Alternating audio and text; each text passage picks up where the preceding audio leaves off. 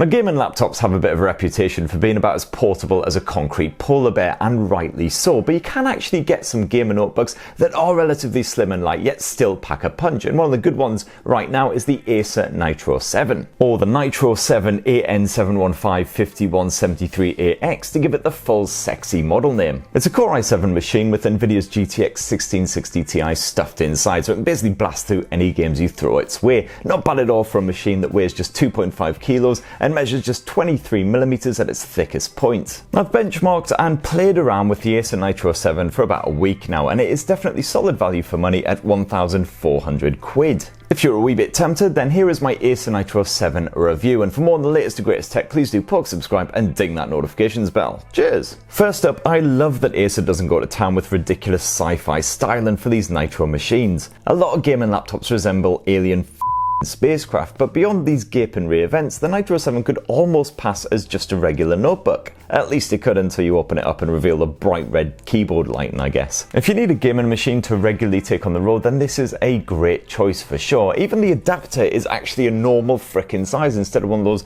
ginormous brick efforts you usually get. I mean, don't get me wrong, you could probably still brace someone with this thing, but at least it's not a certifiable weapon. Connectivity is solid despite the compact finish, with 3 USB-A ports joined by a single USB-C for all of your peripherals. You also get an HDMI port for external output, although there's no DisplayPort action on the Nitro 7, while an Ethernet connection can be used when your Wi-Fi ain't quite good enough for your online fragfests. Running the show is Intel's Core i7-9750H chipset, backed by 8GB of DDR4 RAM. This fresh 9th gen Coffee Lake platform ain't exactly a huge evolution over the previous gen 8750, but it is still a very strong performer, churning out scores of 4,718 in PC Mark X and 193,779 in Geekbench 4. That GeForce GTX 1660 Ti card means that there is no sweat on the graphics front either. Complete with 6GB of VRAM on board, you'll be able to boost those detail settings right the way up and enjoy smooth, gorgeous visuals while you're gaming. 3D marks span out some very respectable scores, which you can see here,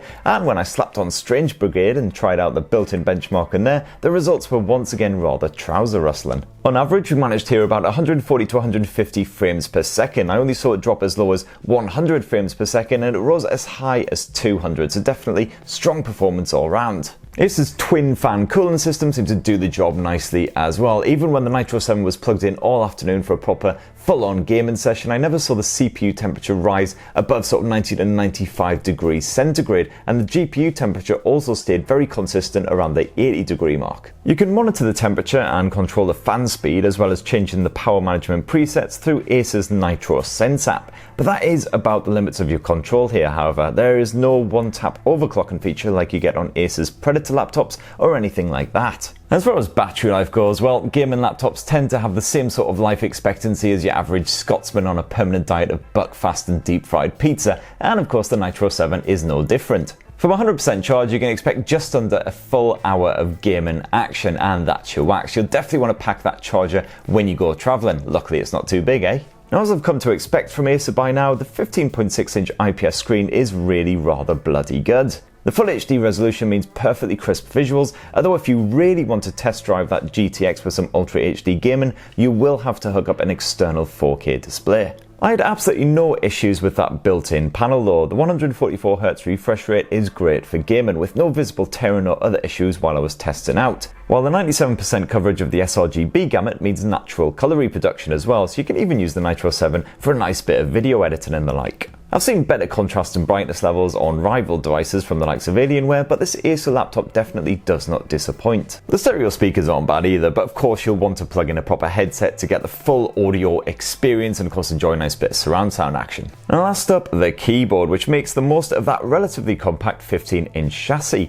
You get a dedicated number pad squashed in there, although to be fair, it doesn't feel crushed up or anything like that. I'd have liked a bit more of a gap to differentiate it, but the keys are well sized. The board feels firm and those keys spring back up as soon as you release, so there's no issue when blasting through a fast-paced game where your fingers are flying about all over the joint. But no, you cannot program the backlighting to assault your eyeballs with a firework colour explosion effect or any jazz like that. If you don't like red, well, I guess you're kinda buggered. So after a full week spent with the Acer Nitro 7, I definitely recommend it to anyone who is after an impressively portable gaming machine with no compromise on the performance front. However, you might also want to check out some more compact Alienware machines and the likes of the ROG Strix G series from Asus as well, strong rivals in every respect. So what do you reckon? Are you tempted by the Nitro 7 or any of the rest of Acer's gaming laptop range? I've reviewed a few of them here on Tech Spurt, so go check out that coverage and stay tuned for even more. And for more on the latest and greatest tech, please do subscribe and ding that notifications bell thing and have yourselves a great day. And my brain has just reset. Ugh.